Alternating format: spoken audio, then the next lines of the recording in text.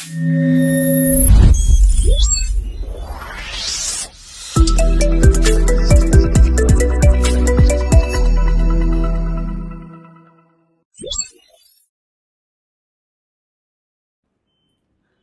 আলাইকুম।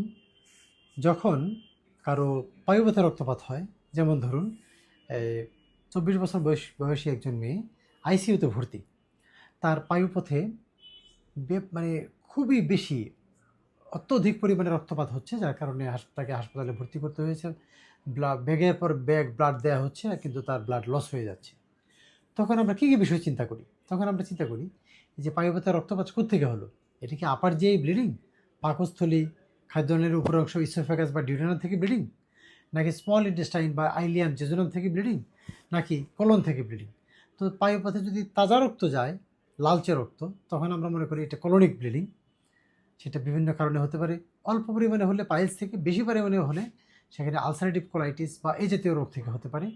Even diverticular bleeding বা diverticular disease যদি থাকে, সেখান থেকেও হতে পারে। এটি একটি বিষয়। এর বাইরে যদি কোলনের আগে, অর্থাৎ আইলিয়াম বা জেজুনামে কোনো ভাস্কুলার এনজিওডিসপ্লাসিয়া অথবা কোনো ডাইভার্টিকুলাইটিস থেকেও এই জাতীয় ব্লিডিং হতে পারে। 2, 3 নম্বর, পাকস্থলী বা উপরের অংশ থেকেও অত্যধিক পরিমাণে ব্লিডিং হলেও লাল রক্ত হিসেবে পায়ুপথে যেতে পারে।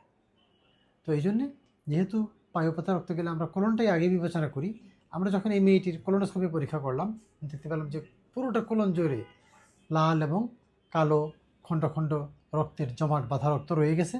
আমরা পুরোপুরি কোলোনোস্কোপি করলাম। এখানে যদিও তার আগে থেকে আলসারেটিভ কোলাইটিসের ইতিহাস রয়েছে, কিন্তু কোলনের থেকে কোনো অ্যাক্টিভ ব্লিডিং দেখা যাচ্ছে না। আমরা দেখতে পাচ্ছি উপর থেকে, অর্থাৎ স্মল ইন্টেস্টাইন বা আইলিয়াম থেকে ব্লাডটা বেরিয়ে আসছে। এটি আমাদের জন্য একটি বিরাট চ্যালেঞ্জ। আমরা আমাদেরকে চেষ্টা করতে হবে এটি নির্ণয় করার জন্য যে কোন জায়গা থেকে ব্লিডিংটা হচ্ছে।